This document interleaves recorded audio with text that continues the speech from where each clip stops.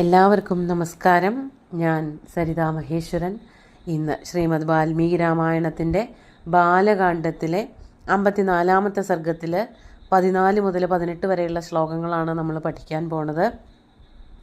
കഴിഞ്ഞ ദിവസം നമ്മൾ കണ്ടത് വളരെ സങ്കടത്തോടു കൂടിയിട്ട് വസിഷ്ഠൻ ശബളയോട് പറയാണ്, നിന്നെ എനിക്ക് വിട്ടുകൊടുക്കണം, വിശ്വാമിത്രന് വിട്ടുകൊടുക്കണം എന്നുണ്ടായിട്ടല്ല, പക്ഷേ വളരെ ബലശാലികളാണ് രാജാക്കന്മാർ. അവർ എങ്ങനെയൊക്കെ വന്നാലും എൻ്റെ കയ്യിൽ നിന്ന് നിന്നെ തട്ടിപ്പറിച്ച് കൊണ്ടുപോകും. അവരെ തടഞ്ഞു നിർത്താനുള്ളതോ അവരെ എതിരിടാനുള്ളതോ ആയിട്ടുള്ള സൈന്യമോ ബലമോ ഒന്നും എനിക്കില്ല എന്ന്. അപ്പോൾ അതൊക്കെ കേട്ടിട്ട് എന്താണ് കാമധേനു പറഞ്ഞത് എന്നുള്ളത് നോക്കാം. 14-ാമത്തെ ശ്ലോകം നോക്കാം. നബലം ക്ഷത്രിയസ്യാഹുർബ്രാഹ്മണാ ബലവത്തരാഃ ബ്രഹ്മൻ ബ്രഹ്മബലം ദിവ്യം ക്ഷാത്രാച്ച ബലവത്തരം. വളരെ ശക്തമായിട്ട് കാമധേനു പറയാണ്, നബലം ക്ഷത്രിയസ്യാഹുഹു ബ്രാഹ്മണ ബലവത്തരാഹ. ആരാണ് ബലം കൂടിയവർ? കാണണ കാഴ്ച കൊണ്ട് ശരീരത്തിന് വലിപ്പമില്ല, തടിയില്ല, അല്ലെങ്കിൽ കൂടെ സൈന്യങ്ങളില്ല എന്നൊന്നും പറഞ്ഞിട്ട് ബ്രാഹ്മണർ ശക്തിയില്ലാത്തവരായിത്തീരുന്നില്ല. അതാണ് നബലം ക്ഷത്രിയസ്യ ആഹുഹു. ക്ഷത്രിയന്മാർക്ക് ബലമുണ്ട് എന്നാരും പറഞ്ഞിട്ടില്ല. ക്ഷത്രിയന്മാർക്ക് ബലമില്ല. ആരെ വെച്ച്? ബ്രാഹ്മണരെ വെച്ച് നോക്കുമ്പോൾ ക്ഷത്രിയന്മാർ ബലം കുറഞ്ഞവരാണ്. ബ്രാഹ്മണ ബലവത്തരാഹ. ബ്രാഹ്മണരാണ് ബലവത്തരാഹ, ബലം കൂടുതലുള്ളവർ. അതായത് തര തമ എന്നുള്ള വാക്കുകൾ, രണ്ട് കൂട്ടർ, ക്ഷത്രിയരും ബ്രാഹ്മണരും. അവരെ വെച്ച് നോക്കുമ്പോൾ ബ്രാഹ്മണർക്ക് ബ്രഹ്മബലം കൂടുതലാണ്, ക്ഷത്രിയർക്ക് ആ ബലങ്ങളൊന്നും ഇല്ല. ബ്രഹ്മൻ ബ്രഹ്മബലം ദിവ്യം ക്ഷാത്രാച്ച ബലവത്തരം. അല്ലയോ ബ്രഹ്മർഷേ, നമുക്ക് ബ്രാഹ്മണർക്ക് ബ്രഹ്മബലമുണ്ട്, അത് ദിവ്യമാണ്. ലൗകികമായിട്ടുള്ള ബലമല്ല, അറിവ് സമ്പാദിക്കുന്നതോട് കൂടിയിട്ട് തപസ് ചെയ്യുന്നതോട് കൂടിയിട്ടൊക്കെ ഉണ്ടാക്കിയെടുക്കുന്ന, അവർക്ക് തന്നെത്താൻ ഉണ്ടായി വരുന്നതായിട്ടുള്ളൊരു ബലമാണ് ബ്രഹ്മബലം ബ്രാഹ്മണർക്ക്. അതവർക്ക് കൂടുതലാണ്. ക്ഷാത്രാത് ബലവത്തരം. അത് ക്ഷത്രിയ ബലത്തിനേക്കാളും ബലം കൂടിയതാണ് ബ്രഹ്മബലം. ക്ഷാത്ര തേജസ്സിനേക്കാളും വലുതാണ് ബ്രാഹ്മ തേജസ് എന്ന് പറഞ്ഞു കൊടുക്കുകയാണ് ചെയ്യുന്നത്. ക്ഷാത്രാത് ബലവത്തരം ബ്രഹ്മബലം. ദിവ്യമാണത്. അത് ലൗകികമല്ല, ദിവ്യമായിട്ടുണ്ടാവുന്നതാണ്. തപസ്സൊക്കെ ചെയ്ത വസിഷ്ഠനെ പോലെയുള്ളൊരു ബ്രഹ്മർഷിക്ക് തപസ്സുകൊണ്ടും വിജ്ഞാനം കൊണ്ടും ഉണ്ടാകുന്നതാണ് ആ ബ്രഹ്മബലം. അതെങ്ങനെയുള്ളതാണ്? അപ്രമേയം ബലം തുഭ്യം നത്വയാ ബലവത്തര വിശ്വാമിത്രോ മഹാവീര്യസ്തേജസ്തവ ദുരാസദം. തുഭ്യം ബലം അപ്രമേയം. അങ്ങയ്ക്കുള്ളതായ, ഇപ്പം സ്വന്തമാക്കി വച്ചിരിക്കുന്നതായിട്ടുള്ളൊരു ബലമുണ്ടല്ലോ, അത് അപ്രമേയമാണ്, അളക്കാൻ പറ്റാത്തതാണ്. അങ്ങയ്ക്ക് മനസ്സിലാവാഞ്ഞിട്ടാണ് ആ ബലത്തിൻ്റെ ബലം. അപ്പോൾ അപ്രമേയമായിട്ടുള്ള അങ്ങയുടെ ബലം, അതിനേക്കാൾ ബലമുള്ളവരല്ല ആരും. നത്വയാ ബലവത്തര വിശ്വാമിത്ര. ത്വയാ ബലവത്തര വിശ്വാമിത്ര. അങ്ങയോടൊപ്പം ബലമുള്ളവനല്ല ഈ ക്ഷാത്ര തേജസ്വിയായിട്ടുള്ള വിശ്വാമിത്രൻ. നത്വയാ ബലവത്തര. അങ്ങക്ക് ഈ ബ്രഹ്മബലമുള്ളത് കൊണ്ട് തന്നെ അങ്ങ് വളരെ ബലവാനാണ്. അങ്ങയേക്കാളും എത്രയോ താഴെയാണ് അറിവ് കൊണ്ടും തേജസ് കൊണ്ടും ശക്തി കൊണ്ടുമൊക്കെ. അങ്ങ് ഈ പറഞ്ഞ കണക്കുകളൊക്കെ വെറുതെയാണ്. അങ്ങയുടെ ബലം എന്താണ് എന്നുള്ളത് അങ്ങയ്ക്ക് അറിയില്ല. അതിനേക്കാളും വളരെ താഴ്ന്നു നിൽക്കുന്നൊരു ബലമാണ് ക്ഷാത്രബലം. മഹാവീര്യസ്തേജസ്തവ ദുരാസദം. അങ്ങയുടെ ആ വീര്യമുണ്ടല്ലോ, തേജസ് ഉണ്ടല്ലോ, അത് ദുരാസദമാണ്. അതിൻ്റെ അടുത്തേക്ക് തന്നെ വരാൻ ആർക്കും ധൈര്യമില്ല. അത്രയ്ക്ക് ശക്തമാണ് ആ തേജസ്, അങ്ങയുടെ ബലം. അത് അങ്ങയ്ക്ക് അറിയില്ല എന്നുള്ളത് കൊണ്ടാണ് അങ്ങിങ്ങനെ താൻ അശക്തനാണ് എന്നൊക്കെ പറഞ്ഞുകൊണ്ടിരിക്കുന്നത്. അങ്ങ് വളരെ വീര്യവാനാണ് എന്ന് ശബള വസിഷ്ഠനെ ഓർമ്മിപ്പിക്കുകയാണ്. എന്നിട്ട് പറയാണ്, 16-ാമത്തെ ശ്ലോകം നോക്കാം. നിയുങ്ക്ഷമാം മഹാതേജസ്ത്വം ബ്രഹ്മബല സംഭൃതാം തസ്യ ദർപ്പം ബലം യത്നം നാശയാമി ദുരാത്മന. മാം നിയുങ്ക്ഷ്വ. എന്നെ നിയോഗിക്കൂ, എന്നെ പ്രേരിപ്പിക്കൂ, അല്ലെങ്കിൽ എന്നെ അതിനായിട്ട് പ്രയോഗിക്കൂ. എന്തിനായിട്ട്?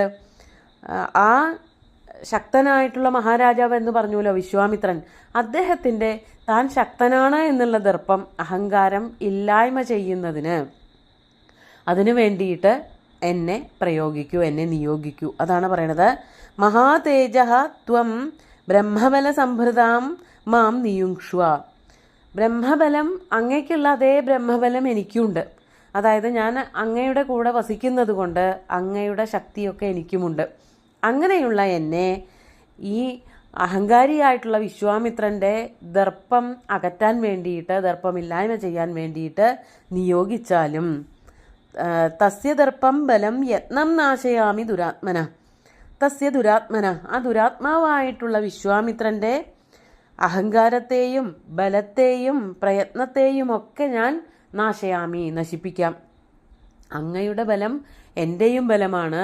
ആ ബലം പ്രയോഗിച്ചുകൊണ്ട് വിശ്വാമിത്രൻ്റെ സകല തേജസ്സുകളും സകല അഹങ്കാരങ്ങളും ഞാനിതാ ഇല്ലാതെയാക്കിത്തരാം. അതിനെന്നെ നിയോഗിക്കൂ എന്ന് ശബള വസിഷ്ഠനോട് പ്രാർത്ഥിക്കുകയാണ്. എന്നിട്ട് 17ാമത്തെ ശ്ലോകം നോക്കാം. ഇത്യുക്തസ്തു തയാ രാമ വസിഷ്ഠസ്തു മഹായശാഃ സൃജസ്വേതി തദോവാച ബലം പരബലാർദ്ദനം ഇതി ഉക്തഃ വസിഷ്ഠഃ. ഇതി തയാ ഉക്തഃ വസിഷ്ഠഃ. അല്ലയോ ശ്രീരാമ, സദാനന്ദൻ പറയാണ്, അല്ലയോ രാമ, ഇതി തയാ ഉക്തഃ വസിഷ്ഠഃ മഹായശാഃ വസിഷ്ഠഃ. ഇപ്രകാരം ആ കാമധേനുവിനാൽ പറയപ്പെട്ടവനായ മഹായശസ്വിയായിട്ടുള്ള ആ വസിഷ്ഠൻ എന്താണ് മറുപടിയായിട്ട് ശബളയോട് പറഞ്ഞത്? തഥാ ഉവാച സൃജസ്വ ഇതി തഥാ ഉവാച. സൃഷ്ടിച്ചോളൂ എന്ന് അനുവാദം കൊടുത്തു. ആരെ? പരബലാർദ്ദനം ബലം സൃജസ്വ. പരബലം, പരന്മാരെന്ന് പറഞ്ഞാൽ ശത്രുക്കളുടെ ബലത്തെ മർദ്ദിക്കുന്നവരായിട്ടുള്ള ബലത്തെ, ഒരു സൈന്യത്തെ സൃഷ്ടിച്ചോളാൻ വസിഷ്ഠൻ ശബളയ്ക്ക് അനുമതി കൊടുക്കുകയാണ് ചെയ്തത്. അതാണ് സൃജസ്വേതി തദോവാച ബലം പരബലാർദ്ദനം. ബലം എന്നുള്ള വാക്കിന് സൈന്യം എന്നർത്ഥം. പരബലം എന്ന് പറഞ്ഞാൽ ശത്രു സൈന്യം, വിശ്വാമിത്രൻ്റെ സൈന്യം. ആ സൈന്യത്തെ മർദ്ദിക്കുന്നതിന്, അർദ്ദിക്കുന്നതിനൊക്കെ ശക്തമായിട്ടുള്ളൊരു സൈന്യം, ഒരു ബലത്തെ ഉണ്ടാക്കിയെടുത്തോളാൻ വസിഷ്ഠൻ കാമധേനുവിന് അനുവാദം കൊടുത്തു. 18ാമത്തെ ശ്ലോകം കൂടി നോക്കാം. തസ്യ തദ്വചനം ശ്രുത്വാ സുരഭിഃ സാസൃജത്തദാ തസ്യ ഹുങ്കാരവോത്സൃഷ്ടാ പഹ്ലവാ ശതശോ നൃപ.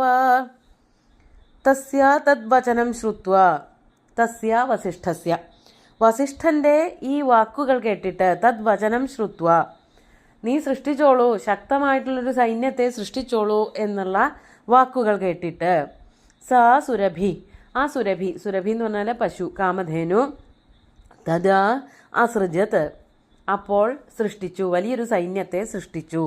എങ്ങനെയാണ് സൃഷ്ടിച്ചത്? തസ്യാ ഹുങ്കാരവോത്സൃഷ്ടാഃ പഹ്ലവാ ശതശോ നൃപ.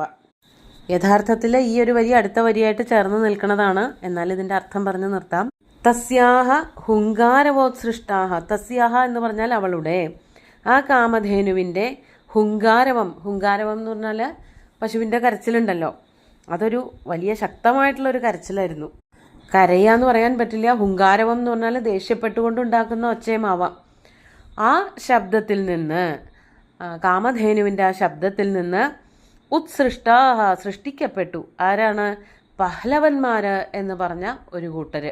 അവർ ഭയങ്കര ബലശാലികളായിട്ടുള്ള, അഭ്യാസികളായിട്ടുള്ള സൈന്യങ്ങളാണ്. അവർ ശതശോ നൃപ നാശയന്തി ബലം എന്നുള്ളത് അടുത്തേക്കാണ് നിൽക്കുന്നത്. അതിപ്പോൾ വായിക്കണില്ല. ശതശോ നൃപ, നൃപ എന്നുള്ളത് രാമനെ വിളിക്കുകയാണ്. അല്ലയോ രാമ, ഈ പഹ്ലവന്മാർ വിശ്വാമിത്രൻ്റെ സൈന്യങ്ങളെ 100 വെട്ടി നുറുക്കി, അല്ലെങ്കിൽ ഇല്ലാതെയാക്കി എന്നാണ് പറയാൻ പോണത്. അപ്പോൾ ഈ കാമധേനുവിൻ്റെ ഒരു കരച്ചിൽ കൊണ്ട് ധാരാളം സൈന്യങ്ങൾ ആദ്യം ഉണ്ടായി. പക്ഷേ പല പല തരത്തിലുള്ള സൈന്യങ്ങളെ ഇനിയും ഉണ്ടാക്കുന്നുണ്ട്. അതൊക്കെ അടുത്ത ശ്ലോകത്തിൽ നമുക്ക് കാണാൻ പറ്റും. ഇവരുടെ പേരാണ് പഹ്ലവന്മാർ. ഇനി യവനന്മാർ, ശകന്മാർ, അങ്ങനെയൊക്കെയുള്ള ആൾക്കാരെ സൃഷ്ടിക്കുന്നുണ്ട്. ഈ ശബ്ദം കൊണ്ട് അവൾ തനിക്ക് ചുറ്റുമുള്ളതായ ഒരു സൈന്യത്തെ സൃഷ്ടിച്ചെടുത്തു. പഹ്ലവന്മാർ എന്ന് പറഞ്ഞാൽ ഒരു പ്രത്യേകതരം ആൾക്കാരുടെ പേരാണ്. വല്ല രാജ്യത്തിൻ്റെ ചിഹ്നം ഉണ്ടാവുമായിരിക്കും അവിടെ. മറ്റൊരു വ്യാഖ്യാനത്തിൽ പപ്ലവന്മാർ എന്നും കാണുന്നുണ്ട്, പഹ്ലവന്മാർ എന്നുള്ളതും കാണാനുണ്ട്. ഇതിലേതാണ് ശരി ഏതാണ് തെറ്റെന്നൊന്നും പറയാനില്ല. അങ്ങനെ ഒരു കൂട്ടം സൈനികർ ജനിച്ചു എന്ന് പറഞ്ഞിട്ട് ഇന്നത്തെ ശ്ലോകങ്ങൾ നിർത്താം. നമുക്ക് ബാക്കി അടുത്ത ദിവസം നോക്കാം. ശ്ലോകങ്ങൾ ഒന്നുകൂടി ചൊല്ലാം. നബലം ക്ഷത്രിയസ്യാഹുർബ്രാഹ്മണാ ബലവത്തരാഃ ബ്രഹ്മൻ ബ്രഹ്മബലം ദിവ്യം ക്ഷാത്രാച്ച ബലവത്തരം അപ്രമേയം ബലം തുഭ്യം ന ത്വയാ ബലവത്തരഃ വിശ്വാമിത്രോ മഹാവീര്യസ്തേജസ്തവ ദുരാസദം നിയുങ്ക്ഷമാം മഹാതേജസ്ത്വം ബ്രഹ്മബലസംഭൃതാം തസ്യ ദർപ്പം ബലം യത്നം നാശയാമി ദുരാത്മനഃ ഇത്യുക്തസ്തു തയാ രാമ വസിഷ്ഠസ്തു മഹായശാഃ സൃജസ്വേതി തദോവാച ബലം പരബലാർദ്ദനം തസ്യ തദ്വചനം ശ്രുത്വാ സുരഭിഃ സാസൃജത്തദാ തസ്യാഃ ഹുങ്കാരവോത്സൃഷ്ടാഃ പഹ്ലവാ ശതശോ നൃപാ. ബാക്കി ആക്രമണങ്ങളൊക്കെ അടുത്ത ദിവസത്തെ ശ്ലോകങ്ങളിൽ കാണാം. സുന്ദരമായിട്ടുള്ള ശ്ലോകങ്ങൾ ഭഗവാൻ ശ്രീരാമചന്ദ്രൻ്റെ കാൽക്കൽ അർപ്പിച്ചുകൊണ്ട് ഗുരുവായൂരപ്പനെ സാഷ്ടാംഗം നമസ്കരിച്ചുകൊണ്ട് എല്ലാവർക്കും ശുഭദിനം നേർന്നു നിർത്തട്ടെ. നന്ദി.